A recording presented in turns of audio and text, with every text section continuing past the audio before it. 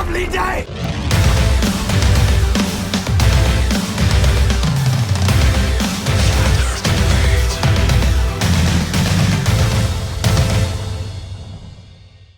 Welcome to Flat Earth Debate Uncut and After Show. I'm your host Nathan Oakley, and if you are new to this channel, or you've not done so already, then be sure to subscribe and hit the bell notification icon to keep up to date with the Flat Earth Debate. If you'd like to support this channel, there is a super chat that runs alongside each of these shows while they premiere. There's also a PayPal, Patreon and crypto link in the info box below the video. Most importantly, if you'd like to join the discussion right here, right now, you'll have to wait until we go live. But in the meantime, I'm going to do a shout out to all of the people who support me on Patreon. So a massive shout out to Abraham Muhammad, Adrian Quintana, Alistair Main, Billy Highvolt, Burn Fat Till My Stomach Is As Flat As the Earth, Chow Yun Cat, Dank, Dave Rakia Gafford, David Wayne Foster, Edwin Johnson, Felix Hung, Fireball X, God Rockin', Jeranism, Joshua Balsimo, Kirsten Smith, Life is Short, Matt, Naibai, Qatar Craig, Renee Reinhardt, Sally Ballis, Sam Hine, Skeptic936, Texas Mike, theflatearthchannel.com, Tina Baker, Tom Herkins. Massive shout outs to all of you for supporting me on Patreon. I do have a few guests already lined up in both Discord and G+, so hello to everybody who's already here.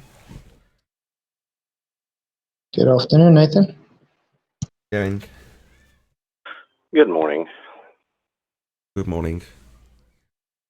And we got about 10 minutes before we go live.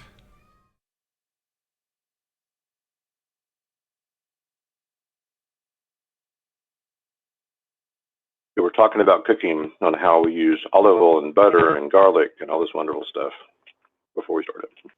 Very heavily flat earth related, of course. Of course, you get it from a flat earth. Very loose.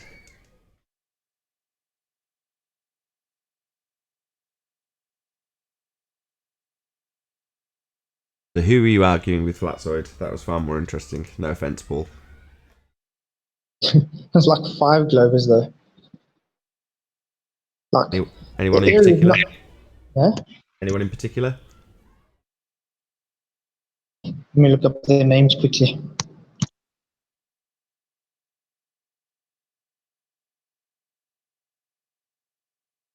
Well, Mactoon not is usually today. one of them. I'll just. Sorry, go on, Flatsoid. So Mactoon is usually one of them, but let's see. The one on here is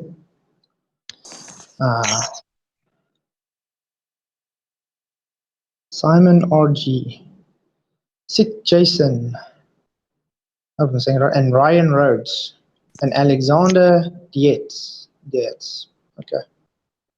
Couldn't pronounce it right. And then Wayne Michael Steedman. These were your fundy challenges. Yeah. So, yeah. Where? You'll have to give us a bit more detail. I'm trying to lead you, Flatsoid, but you're not giving much away, my friend. Where did this happen?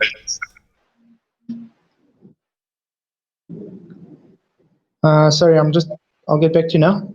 Yeah, no worries if you're in the middle of something icy. Should have read between the lines. Back to butter and olive Nathan, oil. Hey, I take it you didn't get in again, 10th man. No, I'll just camp out here today. No worries.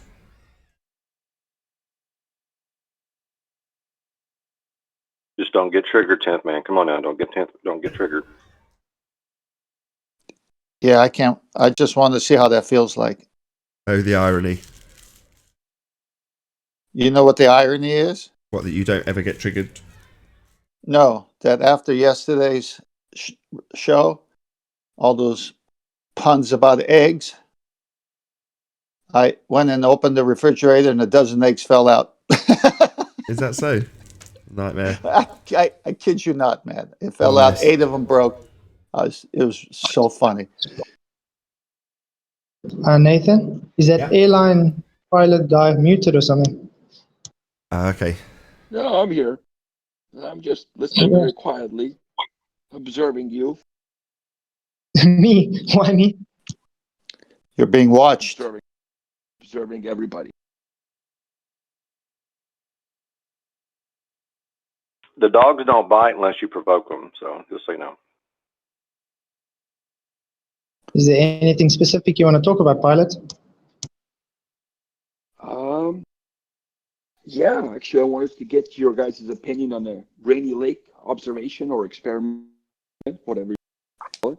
I'm sure you guys must be familiar. Is there any way you can make yourself a little bit louder, Line Pilot? I've got you. Yes, it is possible. Is this still too quiet? That's about good enough. I've got you boosted up to the max, so I'll have to just turn everyone else down if they join. But Okay. Well, you know what? If it's still quiet, let me know. I can switch off my headset and go directly to the phone. There's options here. we can just about make out what you're saying. It's okay. Okay. Here, one. How's this?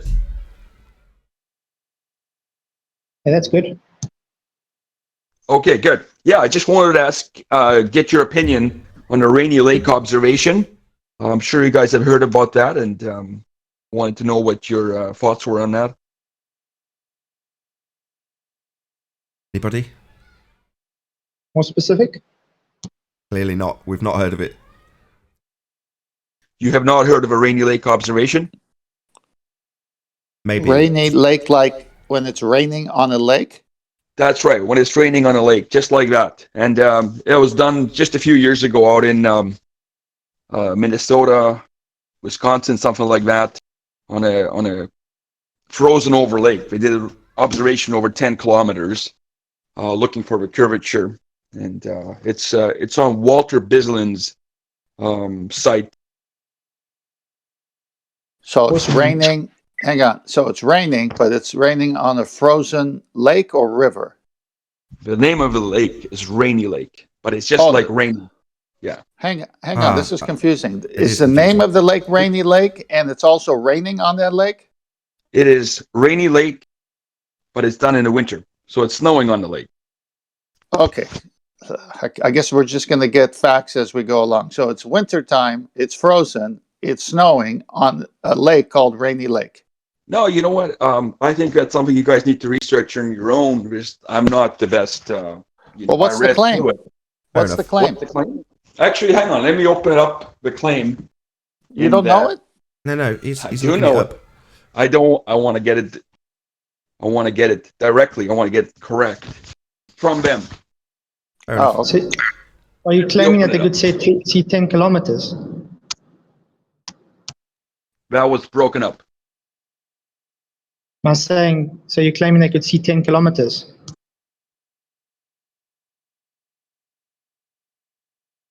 Let me read their claims.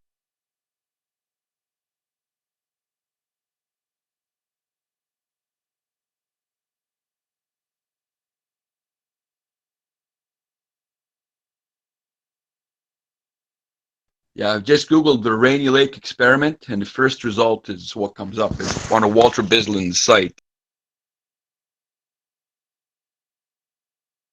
If you'll drop it in Discord, I can at least show it. I won't play it, but I'll show it. So if you can drop it in Discord, I'll bring it up. Is it a Rainy Lake test or a Rainy Lake scientific method experiment? It's an experiment. That's what they call it. Rainy Lake experiment. Okay, then we'll have to take it through the method. Well, Cool. you know what? So I think you guys have to look into it on your own. I'm trying to find it on Discord. Fair enough. So they're claiming it's scientific. Sounds that way. It's been dubbed an experiment, so we'll find out if it's an actual hypothesis test or not. Right.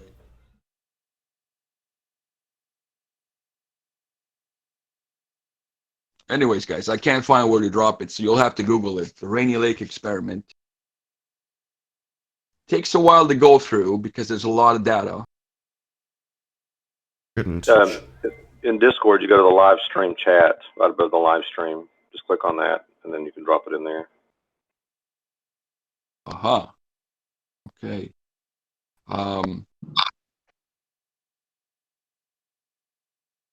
Sorry, Paul. Can you unmute Elijah?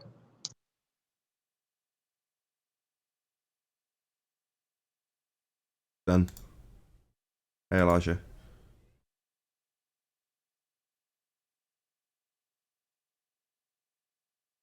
Wasn't fast enough. Am I? Hey, how you Nope. doing? Good to have you. Good morning. Good morning. Thank heavens. Only been trying to get in for 30 minutes.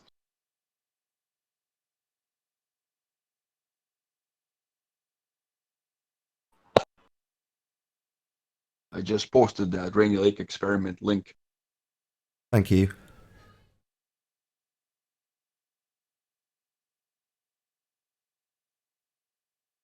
So I just like to read the introduction here. The Rainy Lake experiment was designed to show how we can figure out the shape of the Earth, flat or a globe, by observing and measuring a clever arrangement of targets over a distance of 10 kilometers, taking terrestrial refraction into account and using modern equipment. The experiment is an advanced version of a Bedford level experiment executed in 1838. The experiment leads to a conclusion that the Earth must be a globe with a radius of 6,371 kilometers. Some food for thought there. Not at all. We'll unpack that on the live show. Yeah, we got a few problems there. You're breaking up. I'll break it down.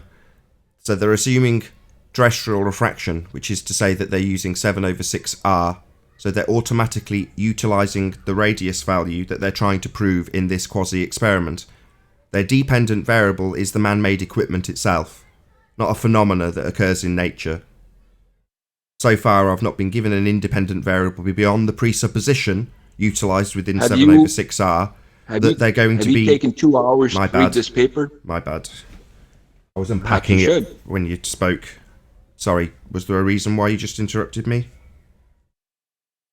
Because you're spouting off. You're spouting off like an... Shut up, you fucking idiot.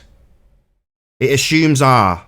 That's the thing they're trying to prove. That's called a begging the question fallacy. It utilises this R value where they declare that they will be using terrestrial refraction, 7/6R, the very thing they're trying to prove. The dependent variable is not a natural phenomena, and the independent variable is the thing they're trying to prove, but they have assumed in their terrestrial refraction. So you telling me that I'm spouting off and that I should pay more attention to this research when I already understand how to unpack it is a declaration of your stupidity and your inability to listen to a debunking. I assume, sir, you are a globehead. The reason I'm a globehead... Shut up! Next time I unpack something, you shut your mouth, you stupid fundy globehead dick. I was in the middle of unpacking your stupid nonsense that you think we should pay more attention to. Next time, listen. Don't interrupt me telling me that I need to pay more attention to it. I was in the middle of absolutely demolishing it. Bloody fundies. The stupid interruptions, benign crap telling me I need to pay more attention. I already know the fallacy. I was in the middle of pulling it apart. Stupid dick.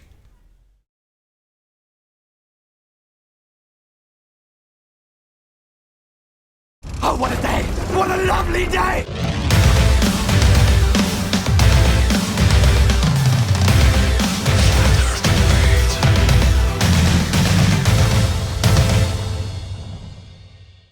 Welcome to Flat Earth Debate Live.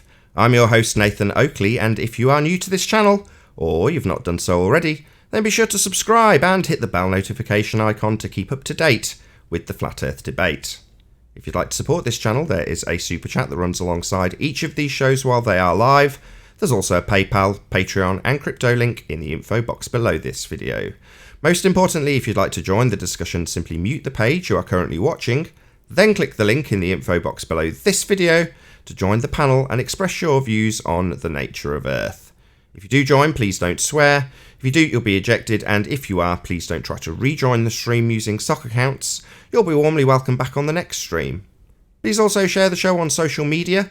Sharing the show obviously increases the live audience, but this in turn increases the chances of a more diverse panel, so please share the show. And one last time, if you're new to the channel or you've not done so already, then be sure to subscribe and hit the bell notification icon to keep up to date with the Flat Earth Debate. We are joined by Flatsoid, Paul, and 10th Man. Oh, Chocolate Zane as well in G+. How you all doing? Good afternoon. Good morning. Good morning. Good. We've got a whole full motley crew in Discord as well. Hello to everyone in Discord. Good morning. 10th man in Discord today. An actual response from a friendly in Discord immediately. I love it. Hey, 10th Man. Hello, everyone in Discord. Any signs of Earth curvature beyond presuppositions, utilising 7/6R and other begging the question fallacies? Actual demonstrated Earth curve. Any signs thereof? Not from Tennessee, even when it's snowing on a lake. There's the Rainy Lake experiment found some Earth curve. No, it fucking didn't. Didn't you listen to anything I said on the pre-show? It utilised 7/6R. So 7/6R is the assumption of Earth radius. So you've already begged the question in this example. I've already unpacked this.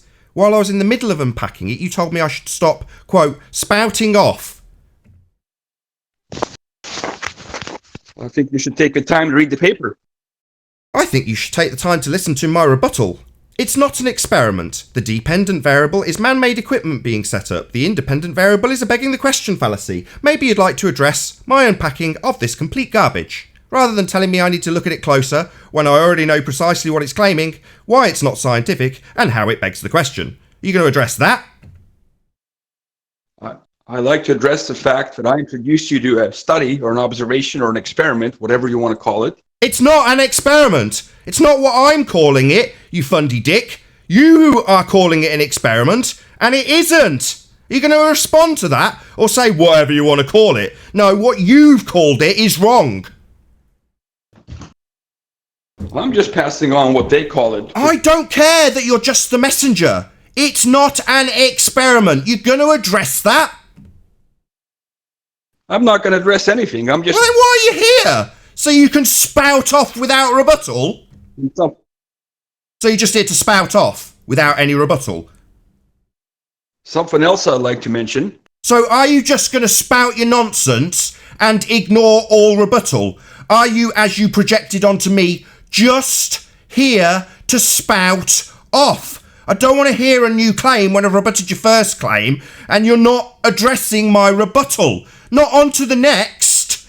My new question is, are you just here to spout off? What? Quite frankly, I don't understand what you're saying with your 7/6R. It's a begging the question fallacy. R is radius. The very thing you're trying to prove, and it's part of the presupposition. So you are begging the question. I'm not spouting off. You just don't understand the rebuttal. You're dumb. Well, I actually have a question for you. I told you. Why? I told you this like 3 days ago on Discord that your little experiment that's not really an experiment has a value of R in it that's assumed. So you can't prove this doesn't prove That I nothing. think you'd actually to read the experiment. Sorry, is this your only rebuttal? To continually assert over the top of Chocolate saying that he needs to reread it? We didn't need to read it. It's already been posted and people have read it, just to point that out. And we already understand the failings of this claim. We're unpacking them by pointing out the failings of its claim to be an experiment and its begging the question fallacy, neither of which you've addressed. You just keep telling us we need to read it. We don't. We understand it already. Well, then you're a step ahead of me, because I need to get it. No shit! No shit! Yeah, we're definitely mean you 5 don't steps ahead of understand you, fundy idiot. Why are you telling me that I'm spouting off when clearly you are behind? I do have a question. I don't care. Why? I don't I'd care. like to I don't want to listen to your question. I want you to address my rebuttal. It's not science and it begs the question. Don't move on to your question. Address the rebuttal. I don't understand your rebuttal. Well, then shut up. Maybe you need to go and read about what begging the question is. Maybe you need to go and read about what you need to be in order to qualify as an experiment, a bloody hypothesis test. Don't ask me a stream of questions. Go away and read. The thing you're projecting onto us is your own bloody ineptitude. Well, here's the kicker. The horizon never rises to eye level. Nobody cares about your new shit claim. You haven't addressed our rebuttal to your garbage first claim. Now you're going to move on to a not actual location rising to eye level. It's not an actual location. Nobody cares. There you go. Smashed within 3 seconds. Let's move back to your original crap assertion of a non-experiment called an experiment that has a DV that's actually man-made and an IV that's a begging the question fallacy. I don't want to move on to the not actual location of the Horizon Fundy. The DV is the height of the observer. You can vary the height. Height's not a dependent variable. Height's not a phenomena. You're a moron. Why are you even here? I'm here to show you that the horizon never is a not actual location. I've just explained this. You're going to whistle past it twice. Not actual location. Meaningless. Arbitrary. No. What do you mean no? Yeah, the horizon is not an actual position. It's not an actual condition, yet it never... Not condition, try to listen. Not condition, position, moron. Why does the horizon not... Why are you asking me a question? Every rebuttal I offer you, you ignore. It's not an actual location, you've claimed that it rises. It's not anything physical, it's not rising, it's not a location. You haven't answered my question. You haven't got any questions. You've got an endless stream of diatribe crap claims. The visual phenomena. I'd like to know your explanation. I think it's time you start explaining stuff instead of calling people morons and idiots. You are a moron and an idiot, and that's called a burden of proof reversal fallacy. You've got a claim. In fact, 2. Both have been rebutted, and you haven't addressed either rebuttal. I'll get around to it. No. Oh, really? You'll get around to it, will you? What, when you've researched it, like you keep telling us we should do, over and over again, your crap assertion in circles, rather than listening and comprehending the words we use to the point where you can actually repeat them? Yes. So why does the horizon not rise to eye level from an airliner cruising altitude? The horizon and what it does are totally irrelevant. It's not the leading edge of a sphere that you will be reifying in this example. Now, I appreciate that while I'm saying these words, you have probably got no comprehension of what I've just said, what it means, or how it makes you wrong, and how this example is irrelevant. You'll just not comprehend it and then start asking me more questions, rather than addressing the 5th repetition of the rebuttal. It's not an actual location. Why does it not rise to eye level? Who cares? It's not an actual location. It means nothing. You're asking me a question as soon as I start responding, of course you carry on talking. It's not a physical location. What it does in relation to your position is meaningless. It's arbitrary. It's not physical. So what I'm hearing from you, Nathan, is there's an observation that I've made over 20 years of flying. Is that what you're hearing from me? That you've done 20 years of flying? Let me correct you immediately. You're definitely not hearing that from me. You're projecting your own need to talk about yourself like I've talked about you. No, you haven't heard those words from me. Let's just get that straight away. I haven't said that. That's not what you've heard from me, you moron. What me talking about you and what you've done in the last 20 years haven't crossed my lips. Nathan, you can't explain a single thing about flat Earth. All you do is you get angry. Right, yes, off. I can, and you're straw man. That's the last time he's using a logical fallacy. He's not going to ad hom me. Piss off. Sick of being ad hommed as soon as I win. I've just won. You've got no rebuttal. We've smashed your claims. Now you're going to start ad homming me so you can sod off. End of your logical fallacy string. Bye bye. He just dropped in. This is how this guy does. He's been doing this on Discord. I mean, he'll go for the next 5 hours saying the same nonsense. So, yeah. Better we move on. Just dropped. He accused us of having a flat Earth model, and we never.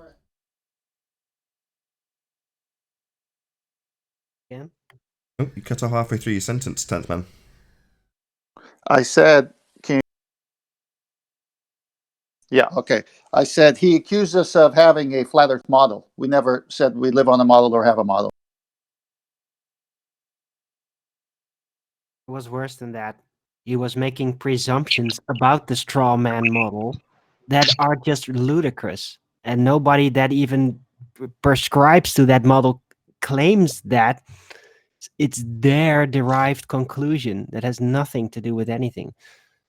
just obviously false. He's disingenuous from the beginning because all he had to do was say, "Wow, Nathan, you responded so quickly to these assessments. Can you unpack that for me? Because I don't understand what 7/6R is and this." He didn't go there. He just started to act like a funny globehead. He said I was spouting off when I started to say that. Middle of that sentence, that very sentence. You're just spouting. That's what I hear. Right, okay. No, I'm rebutting your claim. But obviously that's devastating, so must be interrupted. Can't reach an audience. That's their only tactic. Shout out to Flatball, says, play with this donkey brain. Well, we played with him enough. By the time he starts ad-homing me, that's the end for him, I'm afraid. Yeah, but what was his condition? Clinical level Dunning-Kruger. Stupidity. That's not my condition. Yeah, I stole that from you. What I heard he was mostly doing was just straw manning us with things that he was presupposing about our model. And having you explain. I love to do that. I'll do it. You can't. Oh my God. Go ahead, Arwen. Go ahead, Arwen. Yay! So, the apparent phenomena called the horizon, which does not have an actual location, but only an optical location. So there's angular locations you can give it in certain circumstances. Yeah, it is not anywhere because it all only depends on the observer's location. It's not a physical spot. It's just where a lack of sight sets in. Where the lack of sight sets in, that's where that phenomena starts. And there is weird concealment and miraging effects beyond that point. But doesn't accumulate. Slanted optics. Right. Is that the end, Darwin? Yeah. Go ahead, QE.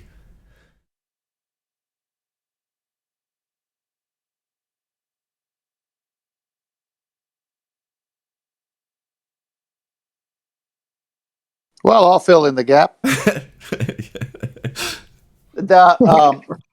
show you did yesterday that you have the short clip on about the clock tower, wonderful, by the way. I wonder what this airline pilot would say about that clock tower is not supposed to be seen compared to this snowy, rainy lake, whatever he wants to call it. So we're not even supposed to see that clock tower, but we see it.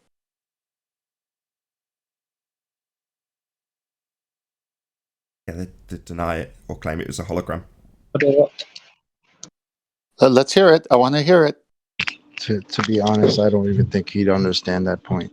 just from experience with this guy, it's dead horse. Okay. I mean, it was a response to the question, any signs of Earth curvature. Nice start to the show. Should we rattle our way through the rest of the housekeeping unless anyone's got specific things to add in this regard? Well, when it comes to lack of sight, did you hear Owen Benjamin on his vast flat Earth themed episode recently, where he put out a great video from Taboo Conspiracy and narrated somewhat over it and everything? He pretty much said straight out, like, he thinks that one of the reasons there is chemtrails is to prevent a lack of sight in order to nudge people into believing that it could be a curve.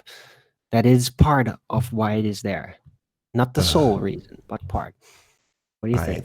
I intentionally haven't watched it because I didn't want to moan. Now, I appreciate there's so many mirrors of that, and I know Taboo Conspiracy is excellent. Ben, shout out to you, my friend. Now, I've got nothing against Owen Benjamin. In fact, I really like him. But there's going to be certain things that he highlights that are going to get my goat. So that would be immediately something that would get my goat. So he's speculating about what causes chemtrails in regards to flat Earth when there are superb arguments in regards to flat Earth. So why have this speculative approach to something that you can't prove or disprove, geoengineering in this example, and tie it to something that you can most definitely prove or disprove in terms of the nature of the reality that's presented to us? So for that reason, I don't want to be hypercritical of somebody like Owen Benjamin, because I feel the fact that he's talking about it at all is nothing but a good thing, and he probably doesn't need my criticism. You know, it's not necessary. In the same way, I wouldn't necessarily criticise Dearth overtly for his approach in terms of what he's doing. You know, he's bringing it to more people. Great, you know. So that's why I haven't watched intentionally. But then those people talk to other people, and then those other people get debunked, and then those people who debunk those people talk to people like us, and it's super annoying, takes days to undo. Yeah. I really like the example because I think like 2 years ago I argued it that there could be a wide spectrum of applications that are all parts conjoined as to why chemtrails are being done. A widespread number of reasons that all overlay. And I just love that he put it out there in his So own you can way. speculate more. Say again, QE? So you could speculate more. Yeah, basically. That's what we need. Yeah. We're being As long sarcastic. as you're clear about what you're speculating about and that you are speculating. True. Did he stress that he was speculating? He said that he believed these things. He was talking about intuition. No. Did he categorize it as speculations? The answer is no. Yeah, I gave you Not kudos the other day, Not Arwen. concerning that part. When No. I gave you kudos the other day. Yeah, I'm glad you highlighted that people are trying to somehow drive a wedge between you and I. Comical though that is. But yeah, in those sorts of comments, somebody was pointing out some perceived slight from me to you. And I had to give you kudos in terms of the way that when you speculate, you are quite overt in disclaiming that you are speculating. And that could only, that deserves credit. You know, there's nothing wrong with speculation. To a certain degree, you need it, but it's got to be made plain what you're doing, and you do, Arwen. I know. And Owen Benjamin is a little bit more theatrical natured, so he'll just put it out there without so much eye to detail with these things. Hey, it took a long time for me as well, okay? I wasn't like this in the beginning. I was quite wild with my claims at times, so... No, because I just thought, okay, everybody does that. I'll just do that. Get the attention. Well, sure. From our perspective, though, Rome wasn't built in a day. And while there might be arguments that, you know, we're demolishing them when they come here from presumably those people who perpetuated ideas like the horizon rising to eye level, meaning something useful. And the guy who came here earlier is like, well, that's what flat earthers say all the time. Ha ha, I'm going to have them over a barrel. And what happens? Well, they get their ass handed to them, because we don't assert that you can prove things with the horizon. We know it's an arbitrary position where the sky appears to meet the ground. Appears, because it doesn't actually, it's not an actual location.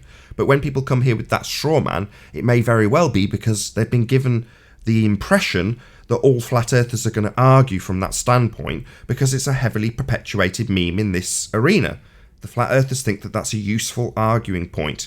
You know, back in 2015, it was Tiger Dan with his bloody spirit level at the beach, you know, going, look how flat that is. Well, that proves it. And we all go, yeah, because we're green and we don't know any better. Well, now that we as a small group do know better, we can obviously start perpetuating out better arguments. But unfortunately, in the meantime, there's going to be very good-natured, you know, well-intentioned people that are going to perpetuate those arguments that aren't necessarily that useful and only lead to what we had at the beginning of this show. Someone coming here because they're like, wicked, these flat earthers have got a nice straw man I can burn. Let's go in and burn it. Well, that's not very successful here, you know, but unfortunately it would be successful out in the big wide world if that's a meme that you hold dear to because you think that the horizon rising to eye level is going to win you an argument in terms of the nature of our reality when it's a not actual location and proves nothing. Couple of shout outs to Flatball again. Rumpus is a funny old man. Laughing my fucking ass off, says Flatball. Thank you very much for the super chat. Really appreciate your support. And Truth Seeker. So, go ahead. Although, about the whole rising to eye level, it can be theoretically approached in a sense that if you take away the factor, now that makes it purely theoretical, of course, of lack of air clarity, by supposing you look over a vacuum, then it wouldn't be surprising at all if it was perfectly, the apparent horizon would then be perfectly at eye level, no matter where you are. Yeah, I'd agree with that. Right. But that's just purely mechanically presupposing. Yeah, because you can't do that. What you're saying is, if you've got an artificial versus not actual horizon in a heads-up display, and in theory you had absolutely no atmospheric interference whatsoever, all you'd end up seeing in your heads-up display would be your own diffraction limit. That would be it. Now, the closest I've ever seen to this, big shout out to Red Pill Philosophy, who got some footage of a day that was so clear and the temperature was so close to the water he was shooting over that you could calculate it pretty much with just the Rayleigh criterion. And correct me if I'm wrong, I think it was Life is Short. God, I hope that's the right person I'm plugging. I think it was Life is Short, just took that image and went out and calculated. And it was like, the assertion that was being made, and God, I hate to put him down in this regard, was that there was no loss of information, i.e. you could see everything. And Life is Short was quick to point out, well, no, because you've got basically perfect clarity, there is still going to be missing information at the diffraction limit, and it is calculable, but I'm not having to, with the mathematics, factor in anything else other than the point that you will lose the resolution that you need to resolve something at that point. And that's how he calculated it. So big shout out to Life is Short and Red Pill Philosophy, but they're kind of backing what you're saying. But you would still, in terms of how you viewed it through that heads-up display, be subject to your own limitation, the aperture of your own eyeball. So it wouldn't necessarily match up with what the gyroscopic, or however it's being factored, artificial horizon is being represented, because that's essentially working without the limitation of an aperture to view it through.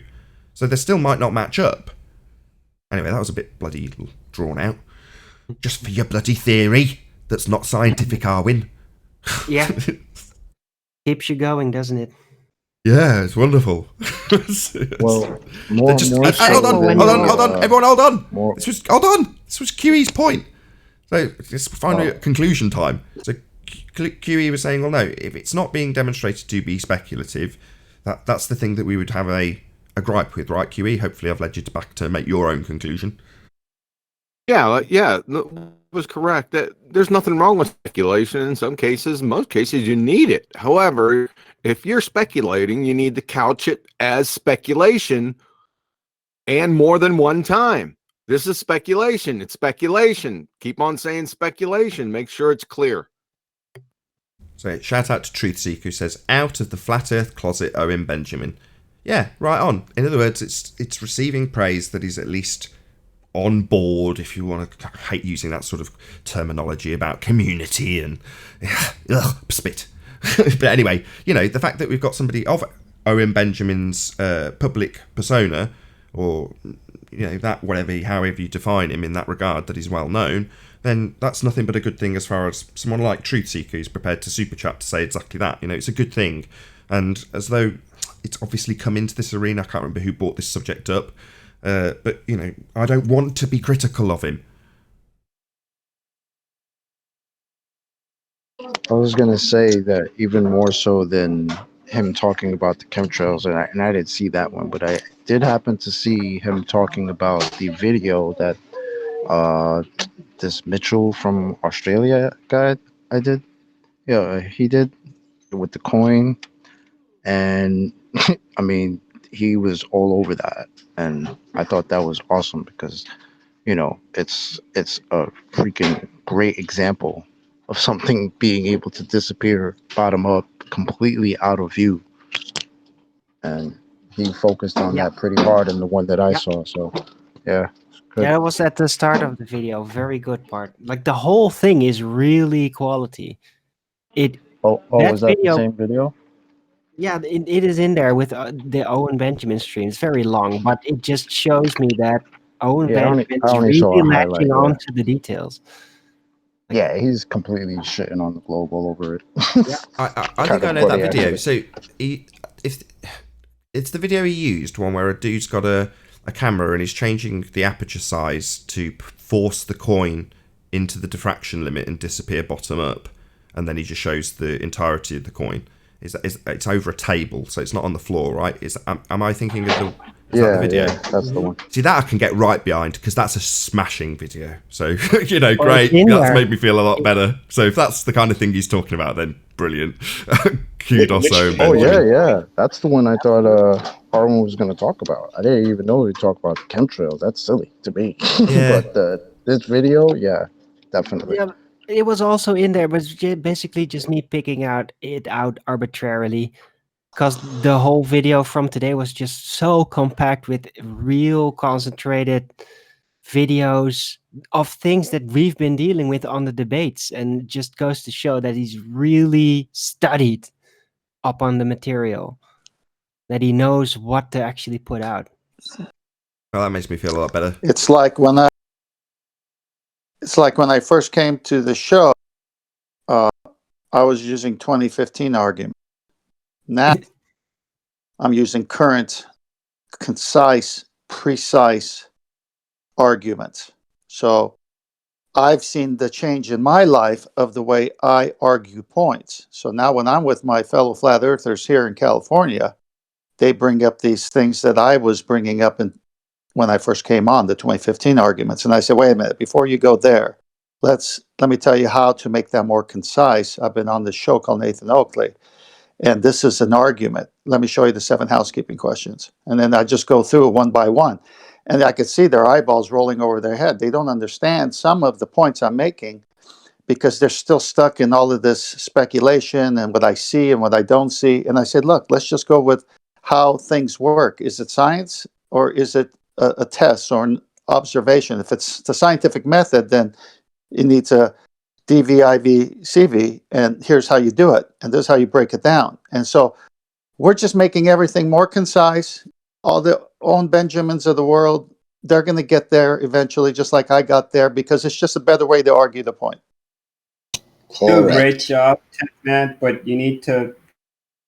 You do a great job, but you just need to stop telling people that planes nose down, because they don't. No, they descend. He got that from they me. descend. He got that from me. Don't worry about it. You'll be fine. Well, no, you made the original argument, and you did say descend, not nose down. I put that in. I'll take full ownership of that. That's my fault. I think I mentioned it too. So in the beginning, it's my I'm fault. the one who. It's no big deal. I overtly my talked favorite, about it though. I argued it. While we might have discussed it, and you might have mentioned it in passing, I argued that point on the show. So that's my fault. Yeah. No, it's okay. It's like it's such a minor point because the nose of a plane is kind of pointed up all the time. But as it descends, is the nose staying up or is it coming down? It's such a minor point. Obviously, you know what I'm saying, but you want to pick on that, right, Babs? So it doesn't make any sense because we're saying the same thing. You got to descend every minute over 25 or 2,700 feet at 500 miles an hour, and it's not happening. Right. That's the point. Hang on. That's the point that you should be, excited about, not the little thing about the nose, or else you're going to have a problem with Bob Hope. Can I just say hello to our new guest? Sorry to interrupt, Babs. Hi, Jibby. Can you hear us?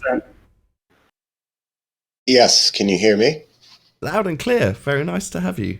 Oh, thank you. Shit. What up, Jibby? How you doing? What up, guys? How you been, brother?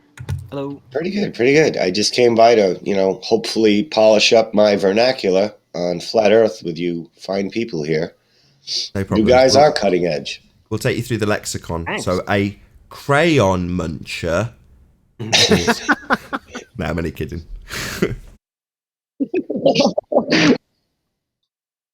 No, I've listened to a good 900 of these. Okay. Let me fireproof you very quickly. So, Jibby, tell me, yes or no, is a shoe a phenomena? No. Well done. You're sorted. Is it supposed to be a phenomena? Am I missing out on shoe? Oh man. Shoe, You have therefore, no idea. what? The Earth's flat? Globe, yeah. Globe, Shoe, therefore globe. The bottom of the shoe is supposed to be arc, though, right? Because it's a globe. It just has no soul. There'll be a choose on the table.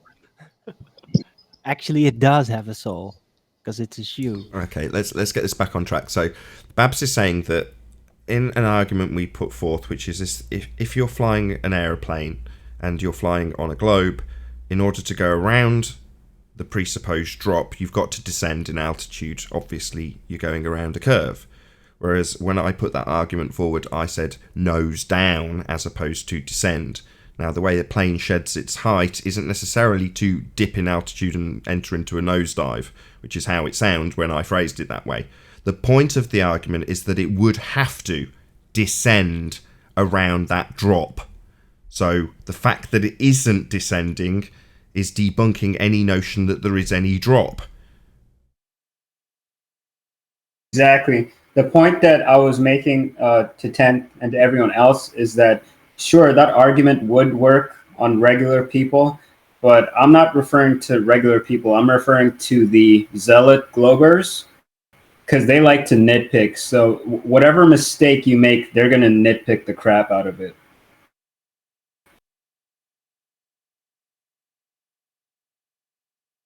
They're the ones to talk. They're always contradicting themselves. Here, I'll play the Glober on the gyroscope or horizon thing, but it's so minute, and the plane just accounts for it. It's just pendulum vanes inside the gyroscope that accounts for this curvature drop. So the plane does it automatically. Come on, We're not asking about. We're not. That's not our claim. We don't care what accounts for it. The point is that you, being in the plane, would notice it. You would feel it.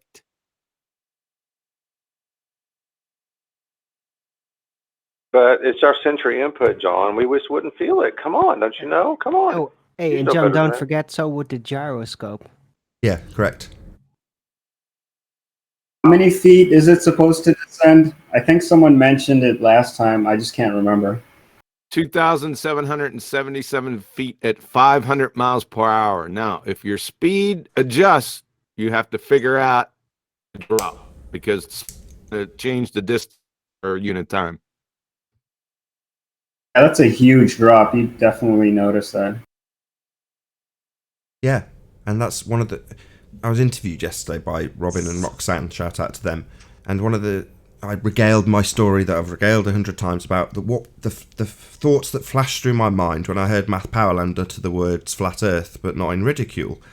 And I described going to the back of the plane and observing that flat plane outside that back window, looking out with nice wide angle and seeing a flat plane.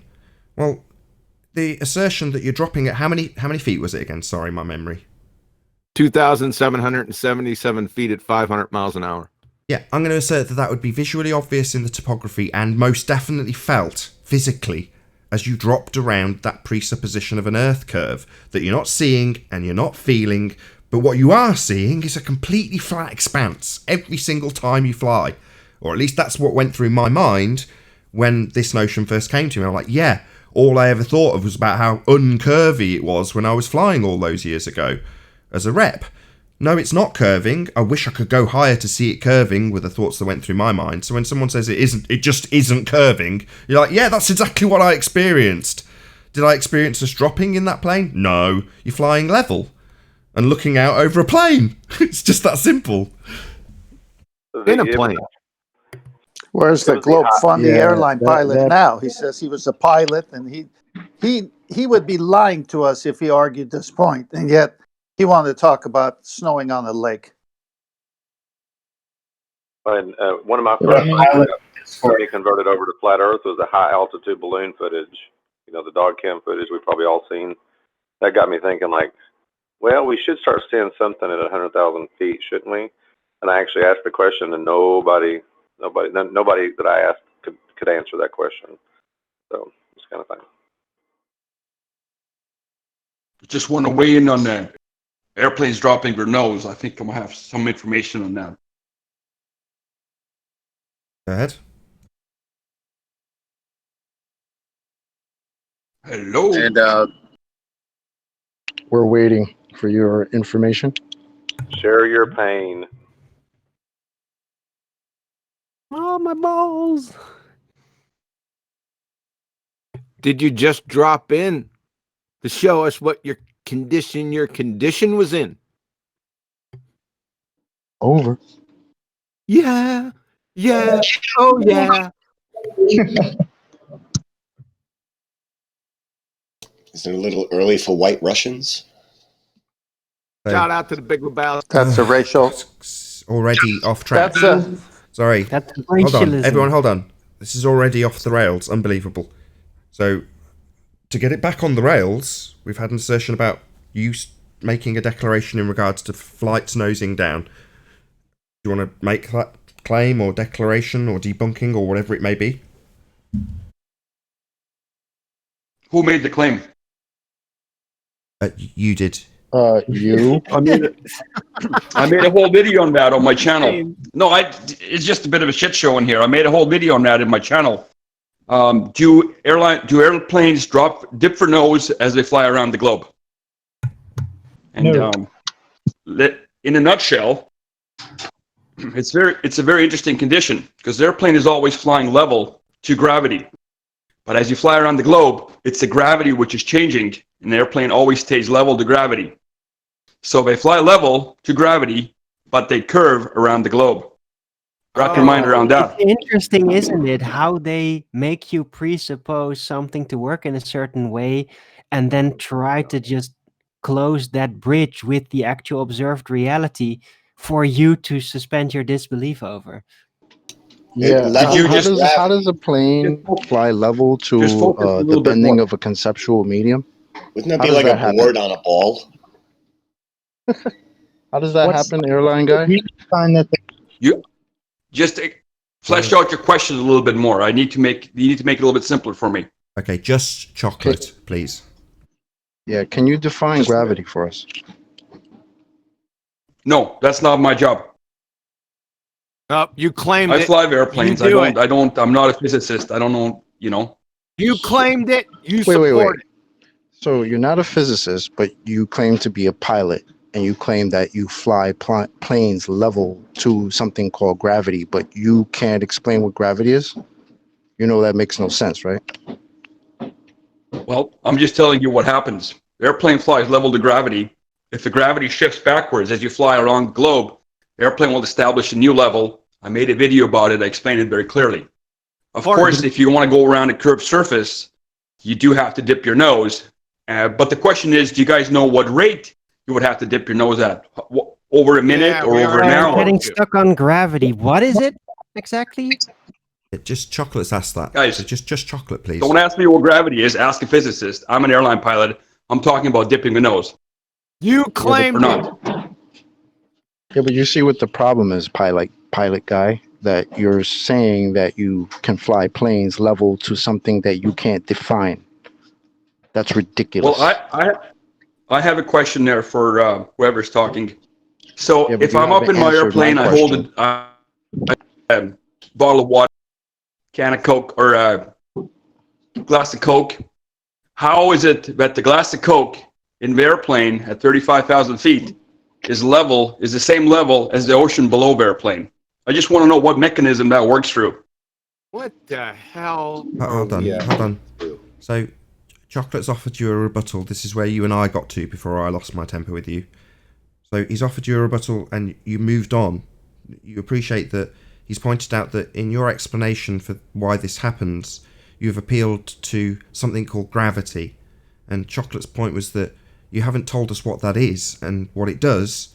You're just telling us that you're appealing to it, so therefore we must accept it. But the rebuttal is do they have like Gravity 101 in pilot school? They just tell you it's gravity. Everybody knows about gravity. You fall on your ass. Guys, you're asking the wrong person. Ask a physicist. Sorry, that's what's called an appeal to authority. So you're saying that because bear with me. Because the pilot training school, not physicists, told you gravity, therefore gravity. And we, to back your claim, should go to physicists to find out what that is, even though you're claiming it. Chocolate's asking you to define it. not your appeal to authority. Fallacy, by the way. Did he just ask why everything was level? I don't care. I Yes. just want him to respond Why to is the- chocolate. I just want him to why is respond the to can of- chocolate. Get off your Coke example and your soda example. Get back to the point, the claim that you made.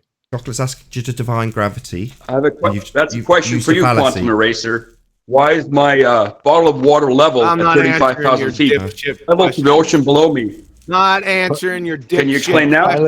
Pilot Deal guy. with chocolate right now. Pilot guy, I need you to define gravity for us because you're claiming that you can fly a plane level 2 gravity. What is that? I'm not going to get into that game with you because I already know all your tricks. That's not a response. That's What- not a rebuttal. Why is doesn't that a address trick? his I'm question. simply asking you what to define a term Because that you're using that you whatever claim you to say, actually you use guys are going in to have flight. some I'd be very nonsensical, afraid to fly in your plane, buddy. question. Why don't we focus at the rate which an airplane would have to dip its nose? Do you guys know how much it would have to dip its nose Yes. We already over the course of a gone minute over it. or over the course of an hour? Yes, it's been covered. Did you not listen? What's the rate? Excuse me. What's the rate? Excuse me. It has been Say covered. again. I'm asking if you didn't pay attention when it was covered earlier on this show. Actually, I had you on Wrong. server mute. Hold on. Wrong. Hold on. You guys covered it wrong because you said the airplane would have to drop 2,000 something feet per minute. That makes 0 sense. Think about it. Doesn't make zero sense. So It's supposed he to be asked- going around a hold on, globe. He asked us to discuss the rate because he didn't hear it. And then he just repeated the same thing that we said. This guy is a retard. QE, you are a retard. If an airplane is at 35,000 feet and it starts dropping No. at 2,000 feet per And minute, secondly, I thought they said 500 miles per hour. Not per. that's the forward velocity. Yeah, we already QE, what's your claim about the rate that the airplane would have to descend? Answer question. We're never right. Support your claim, sir. Want to hear Chocolate's question again, Pilot? Yep. Go ahead, Chocolate. Yeah, numerous times you've claimed that airplanes fly level to gravity. And you've Correct. also claimed that you fly these planes. So we need to know what that is and what you mean by that. Please define gravity for us. Should not be hard. Like I mean, you said, could I will Google not it if you want. define gravity because I'm not going to get into this game with you. You need to talk to a physicist who can explain it. Oh, we're back Okay. to the same thing again. It's not a It's all right. game. It's all right. It's We're all right. playing At this point, you it's support okay. your claims game. He can't. Okay. So I'm going to remove. I brought him back into the conversation because 10th Man kept talking about him. Now I'm going to take him back out of the conversation because I don't want to hear constantly that he's going to appeal to authority because apparently he was taught it in flight school, and then tell us that his appeal to authority stands unless we go and back it by talking to physicists. This is nonsense. So, you know, he can't take... Can I first ask him a question? I've just literally server muted him, but yeah, go on. I'll just take him back off again. Since Go he's on, a Tim. pilot, I just want to know what flying level, what degree is your nose sitting at?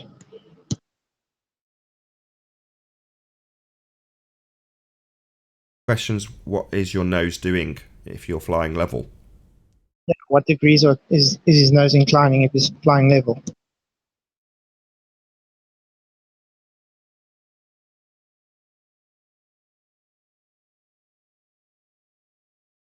Seems he's chosen to abstain. He just wants to spew rhetoric rather than address any questions we have. Probably not a pilot. Pass. That's all. It's probably not a pilot. Pass, it seems.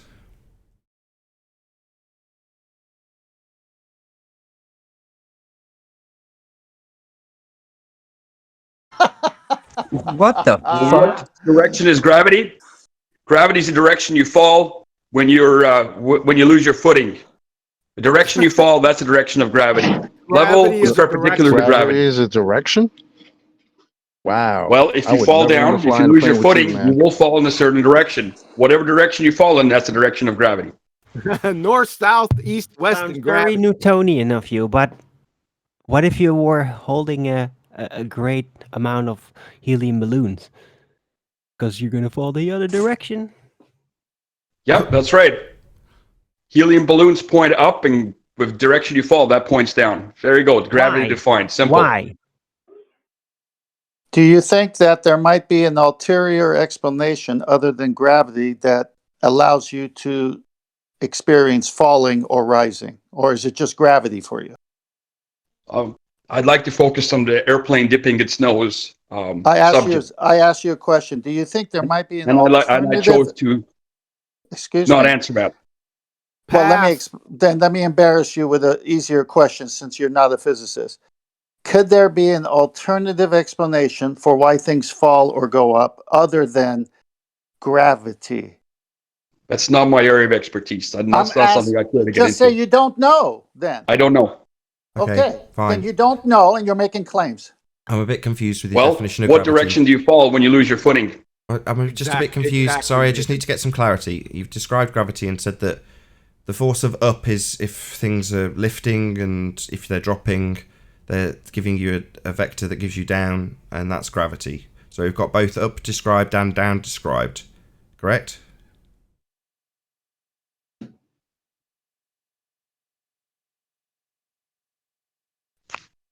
North, south, east, west, and gravity. Yeah, that's correct. Now answer Nathan's question, Mr. Pilot.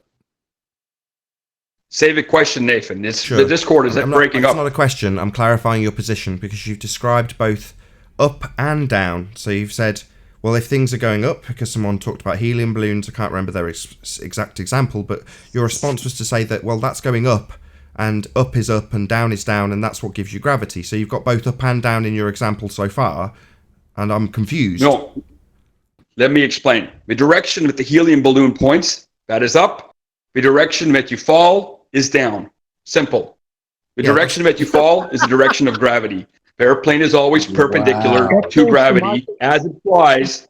It's level to gravity as it curves around the globe. Okay, so it's not rocket science. Worries. Okay, so is the plane falling? It's not falling. It's flying level to gravity around the curvature of a globe. But you've just said that gravity would be you falling. Unless you're going up, which for some reason now isn't part of this, even though you've defined it at the beginning by saying if you're going up, you're a balloon, you're going up, and if you're falling, you're going down, that's gravity. It makes the direction. It's redundant. It's redundant. Direction of gravity. I'm still talking. The direction. I'm still talking.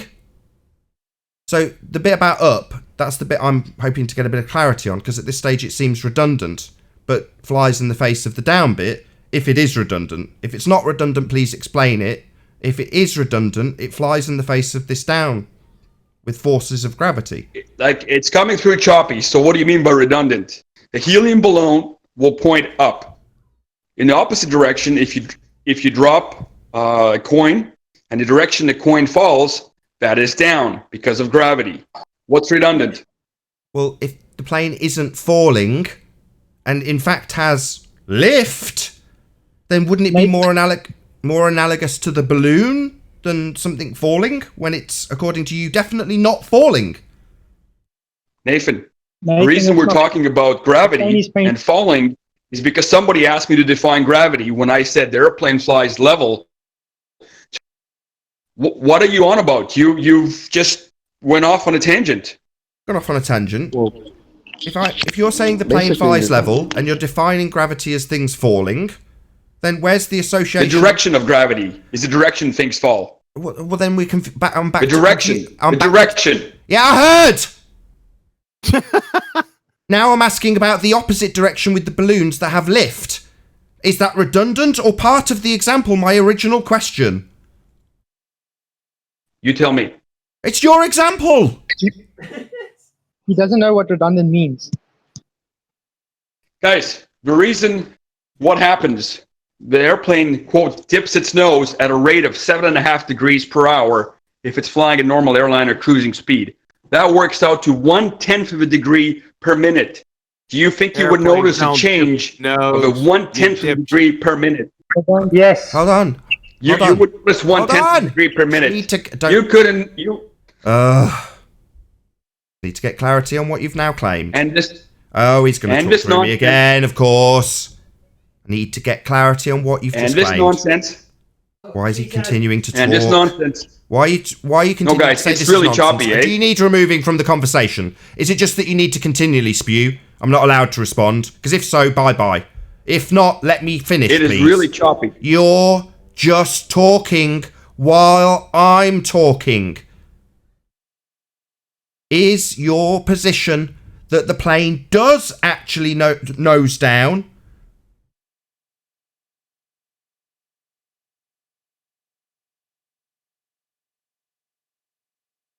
Like pulling teeth.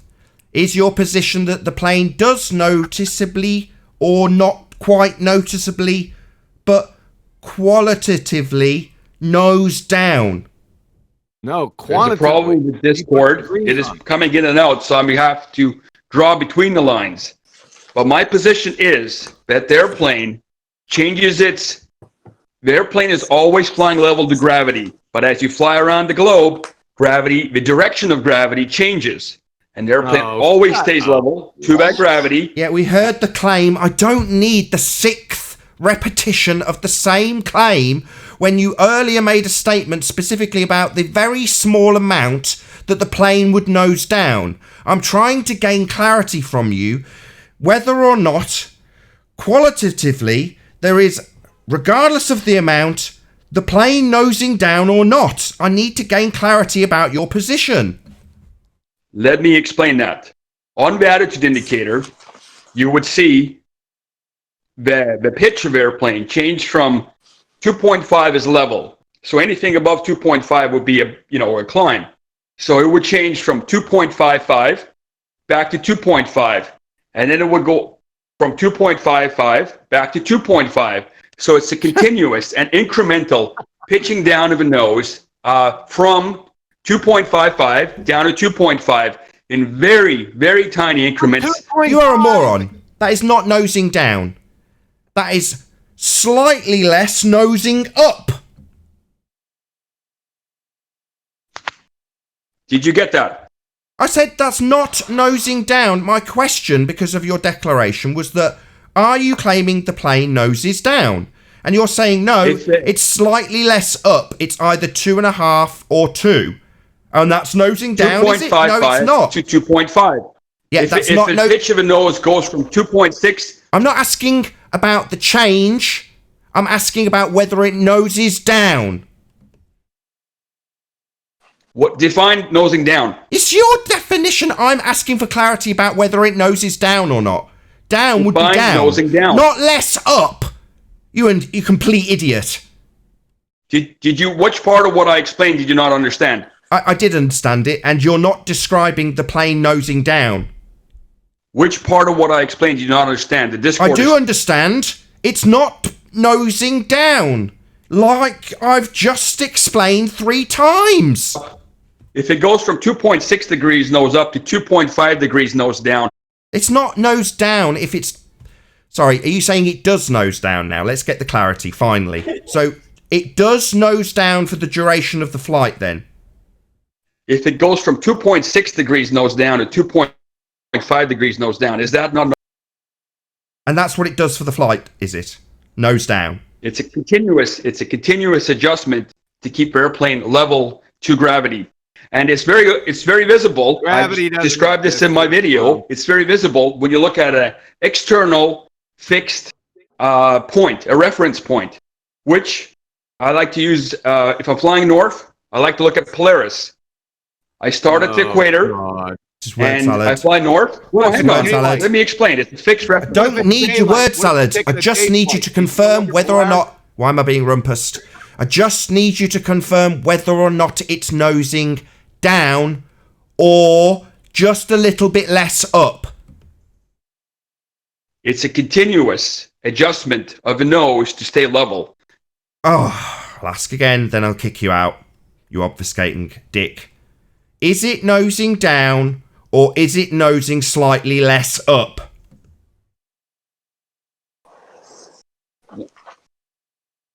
Nathan, what do you mean by nosing down? Do you mean like you're going to negative pitch? You mean like going nose to level or below level? Oh, what?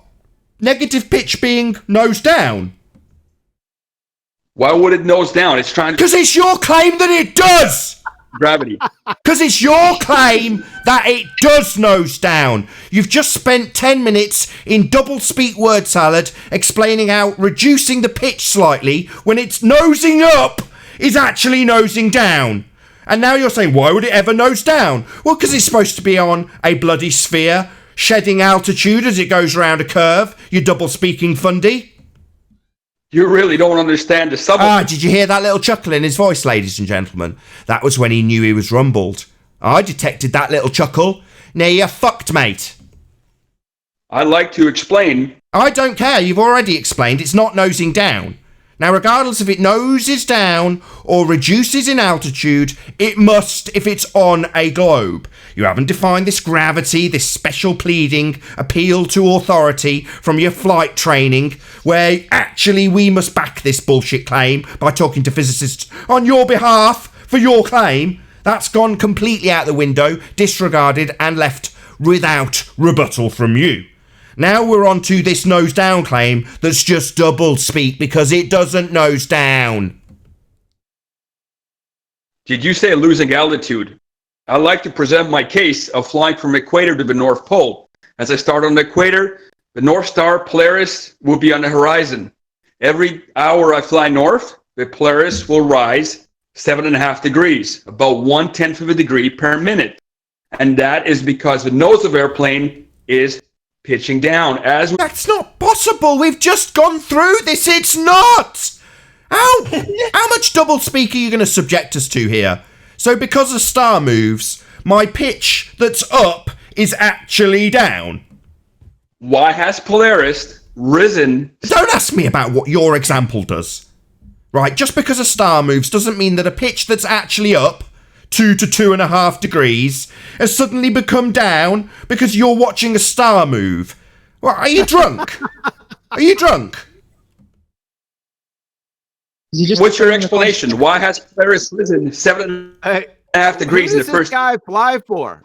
Can I ask you a question?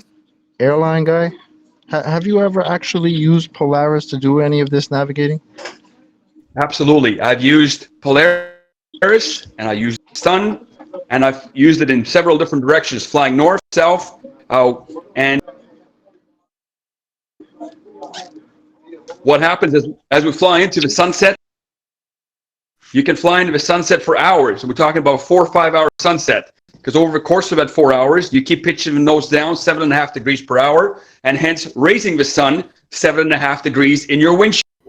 Sorry, let's just get clarity on that. So you do pitch the nose down. No. That's just what I've just argued about. Now you've just asserted it again with chocolate. So you pitch down 7.5 degrees an hour then? Correct. So into... While maintaining 2.5 degrees nose up pitch for that whole hour. Sorry, how can you be nosing down 7.5 degrees whilst maintaining nose up? That's double speak. So isn't it supposed to No, up then in your... it is reality. And just because you can't understand it doesn't make it any less reality. Sorry, that's a contradiction in terms. You cannot both nose up at 2 to 2.5 degrees and nose down at 7.5 degrees. That's double speak. It's a contradiction. But here's the question. Don't ask me a question. Explain this double speak contradiction. You cannot both nose up at 2 to 2.5 degrees for the entire duration of the flight and nose down at 7.5 degrees an hour. Those two things are in contradiction. You know why that happens? Because the airplane is always level to gravity, flying at 2.5 degrees nose up. As you fly around the curve, the direction of gravity changes. Then you're not nosing down. This is utter double speak. Oh, I'm absolutely sick of this. With that, I'll say a huge, massive, enormous thank you to all of you who tuned in live on the Nathan Oakley 1980 premiering stream. If you are watching this on the Nathan Oakley premiering stream, then stay tuned as there will be an after show to follow. A massive thank you to all of the live audience for tuning in, hopefully smashing the super chat, liking, commenting, sharing, subscribing, and all that good stuff. Be sure to check out nathanoakley.com and the Flat Earth Debate Forum to keep up to date with the community debate. Once again, stay tuned if you're watching on Nathan Oakley channel. I've been Nathan Oakley, and I'll see you all in the next video. Oh, what a day! What a lovely day!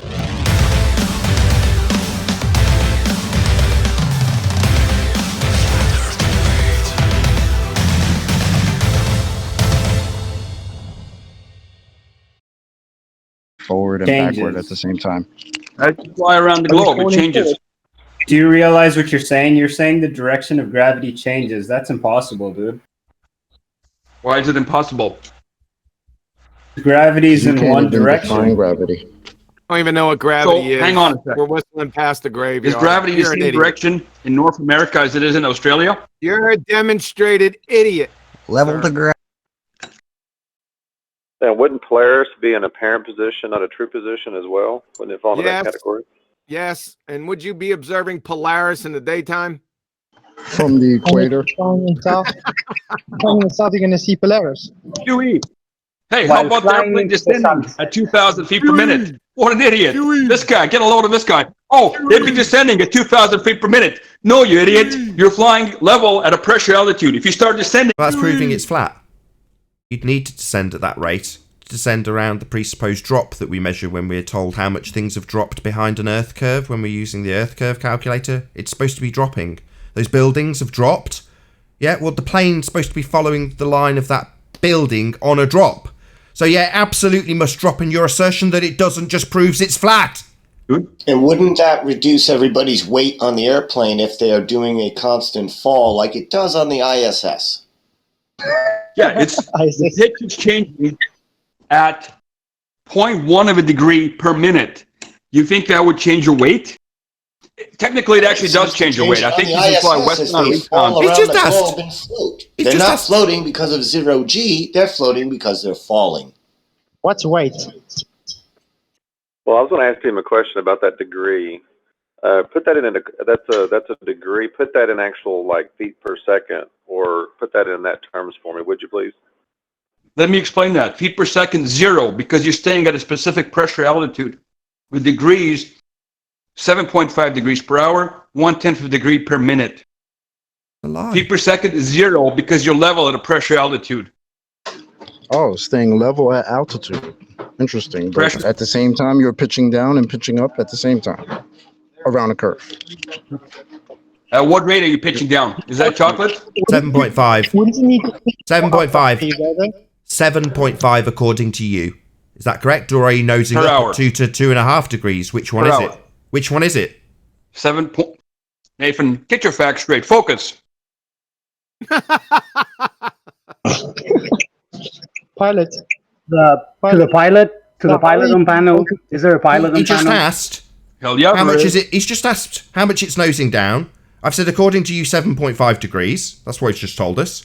And he's told us to get our facts straight. And then there's been no response to that. Discourse choppy. Yeah, going So through a can tunnel. you hear- Yeah, I would imagine that would be the time to go through a tunnel. I'll just repeat it. You said, how much is it nosing down? And then I repeated verbatim your claim that it's nosing down at 7.5 degrees, and you told me to get my facts straight.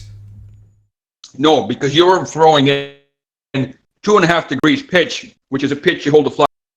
Did I say 2.5 degrees? That would be the upward pitch it actually takes. No, I quoted you saying it's pitching down at 7.5 degrees.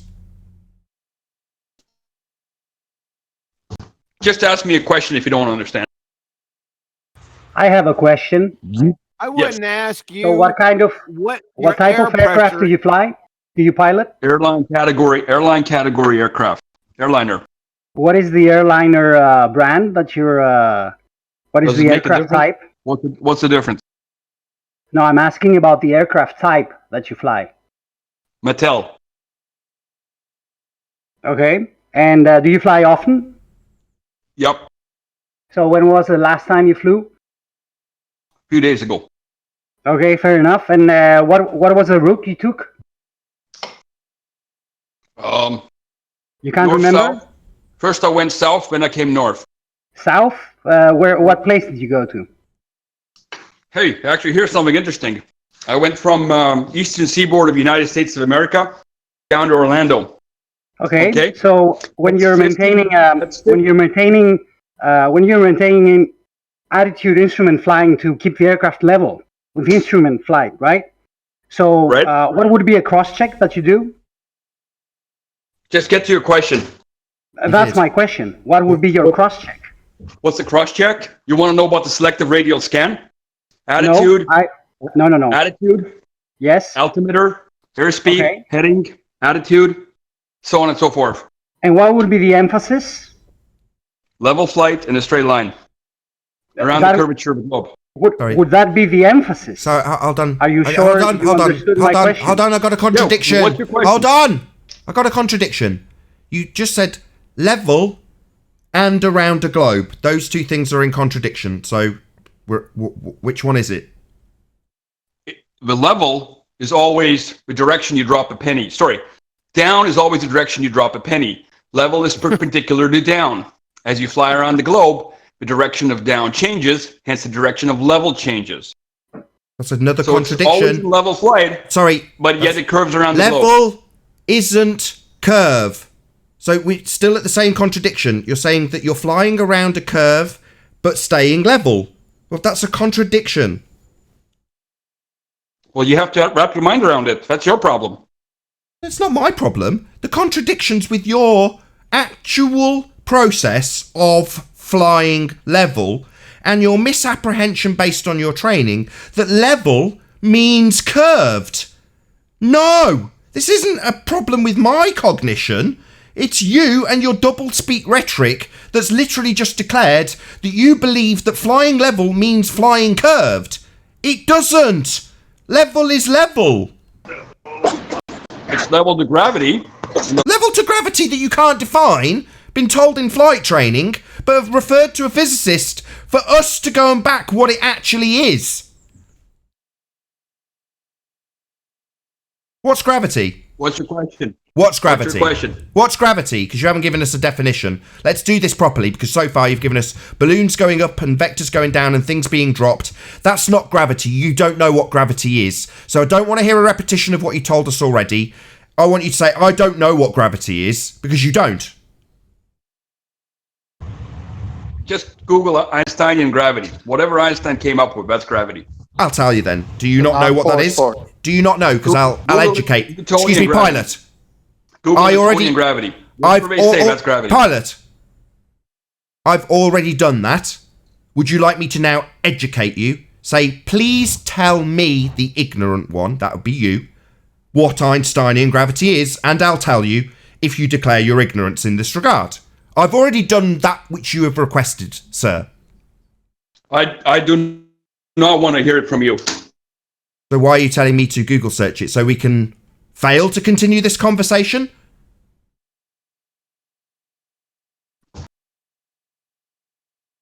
Why did you tell me to go and look it up then? Why does my sky rise? On to new question, is it? No. We are here with your declaration and claim of gravity, and I'm asking you to define it. You've told me to go and look it up. I'm pointing out that you don't know what it is, but because you're stubborn and prideful, you don't want to admit first your ignorance in this regard, do you? You want to move on. Well, I'm going to have you squirming, aren't I, pilot? Because we're not moving on. We're going to be defining what Einsteinian gravity is. Either you're going to admit you don't know, or what? You're going to go and look it up like you've instructed me to? There's one way to find out, Nathan. He fled. And ask him. He flied off. Oh, he flew off, did he? Rather than declare his ignorance, he ran away. Because we were at the point where we're going to define what he's using to back his claim, which is gravity. He's told us which gravity, Einsteinian. And now we're at the point that we're defining it, so he buggers off. What a coward. And I can bet he would have said it's a force. He doesn't know what Einsteinian gravity is. He projected his ineptitude onto me. Newtonian gravity. He just projected his ineptitude onto me by telling me I should look it up. And at the point where I'm going to go, I already know, mate. I know what your claim is and how it doesn't work. Oh, well, I better run away then, because there's no way I'm going to admit I'm stupid. I'm a pilot.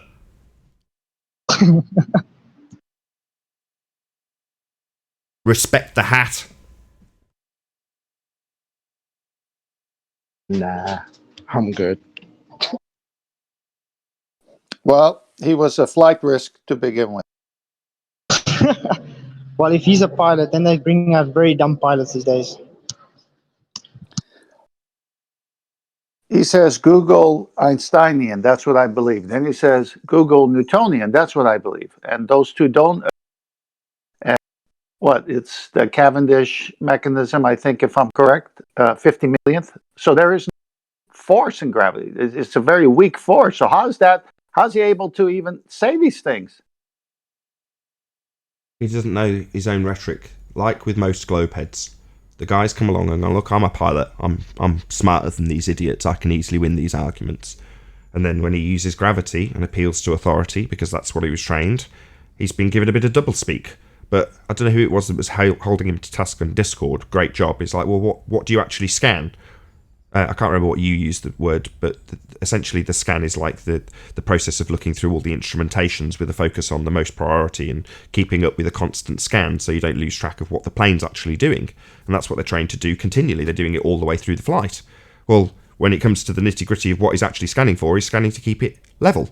That's what he's keeping track of, while he simultaneously explains what he's been told by somebody who's not a physicist. They're training people on how to use planes, on how to speak around, presumably, the doublespeak that is flying level curve. And a nonsense assertion that doesn't make any sense. It's a contradiction in terms. But he's justifying it with gravity. When we get to justifying what gravity is and how it's being utilised and used, the bending of a conceptual medium giving rise to a non-force, what that's pulling the plane round a curve. Hey, Adam. By the way, Nathan, on Discord, I heard everything you said, except when someone talked while you were talking. Yeah, I know. We've tested Discord thoroughly. I give up on even arguing with them when they claim that going through a tunnel argument. It's just a joke now. Yeah, but I mean, couldn't you see it? I wanted to ask him, what altitude are you going to start dropping? Because, I mean, the higher you go, the air gets thinner. Your nose is still going to pitch the same, but you're going to drop, obviously, you have to go faster to keep the altitude.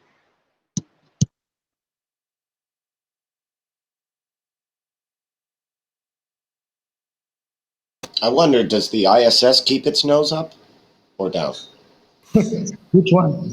Sounds like there's more than one nose. Good point.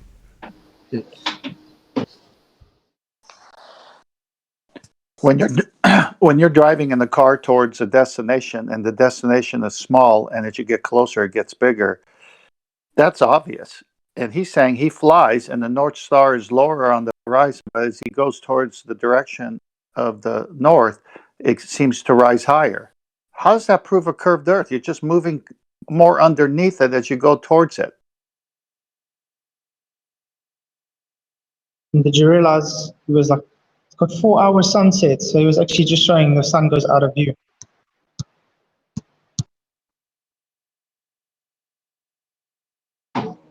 And the experiment quote that he was talking about earlier, I believe that was from George. Like I said, that was on a recent airplane flight.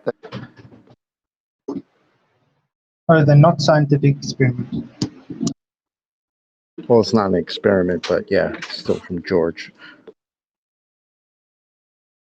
And with that, I'm going to say another huge, massive, enormous thank you to all of you who did tune in on the Nathan Oakley 1980 premiering stream for hopefully smashing the super chat, liking, commenting, sharing, subscribing, and all that good stuff. Be sure to check out nathanoakley.com and the Flat Earth Debate Forum to keep up to date with the community debate. Another massive thank you to all of today's debating panel for making this after show possible. I've been Nathan Oakley, and I'll see you all in the next video. Oh, what a day! What a lovely day!